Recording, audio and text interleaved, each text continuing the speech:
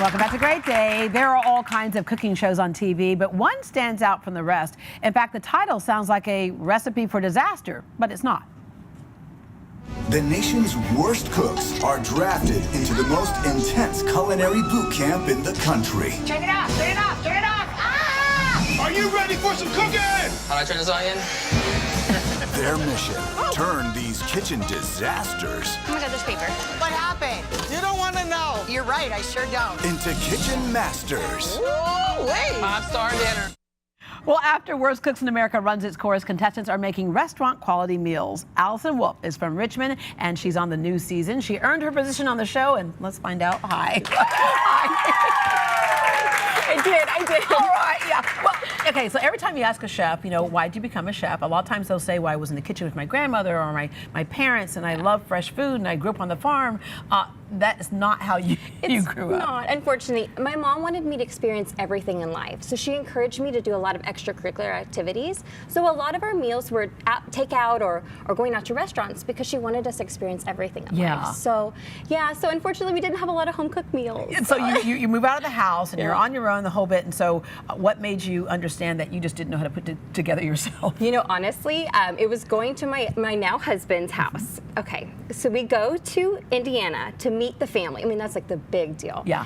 And my new now father-in-law is like sizing me up, and he's like, okay. Is she gonna be a good wife for my son, right? Exactly, Yeah. exactly. So he goes, can you make fried chicken? And I mean, I've eaten fried chicken. I was like, it can't be that hard. So I was like, of course. He goes, great. You've eaten fried chicken. You've gone to Popeyes before. You've gone to Chick-fil-A before, so how hard could it be, right? Exactly. Yeah. So I go ahead and I'm like, oh, sure. So he's like, okay, great. So literally he's like, we have 30 people coming over. I need you to cook this fried chicken. So I'm like, okay, I'm not even joking.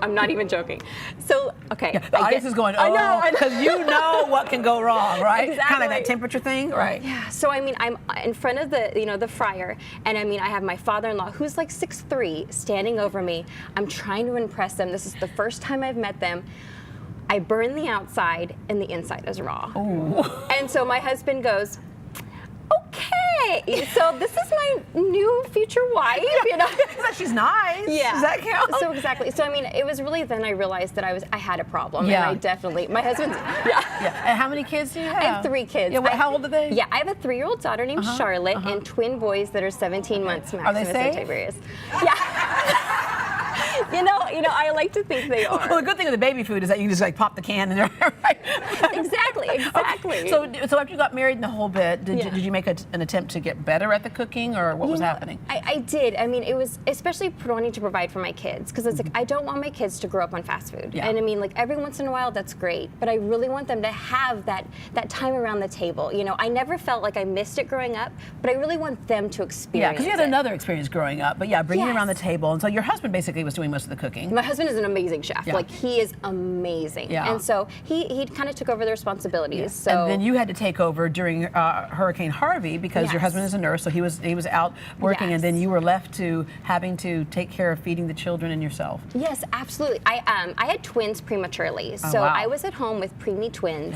Yeah. I'm recovering from a C-section. I'm recovering from All kinds of hemorrhage. craziness. Yes, Yeah. exactly. And I mean, and I remember looking at the pantry and just seeing a bunch of ingredients and not knowing how to make them. Yeah, if they're not already put together Exactly. and be able to put in the microwave, then you're like, what's going on? And so how did you decide to go on the show? Okay, so I was sitting in the bathtub, which sounds really funny, but I'm sitting in the bathtub, and of course my daughter decides to join me because as a mom, you never have personal space. Right. Ever. Yeah. And so I'm sitting there and I'm like, okay, the deadline, is tomorrow. I've seen the show before, and it's like, I just thought there was just something telling me to do it. So my husband goes, you're just doing the video, because you have to do a 2-minute video. He threw a bathing suit to me, threw a bathing suit to my daughter. I filmed a 2-minute video, and I said, okay, let's do this.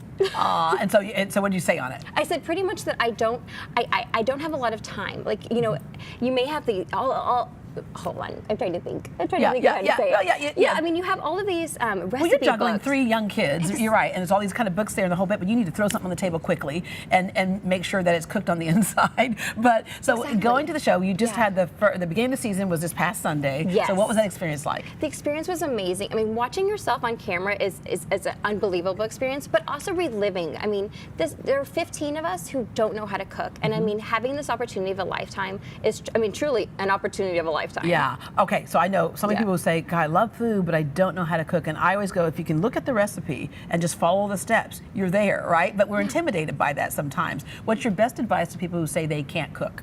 I want to say, if I can do it, you can do it. Just literally.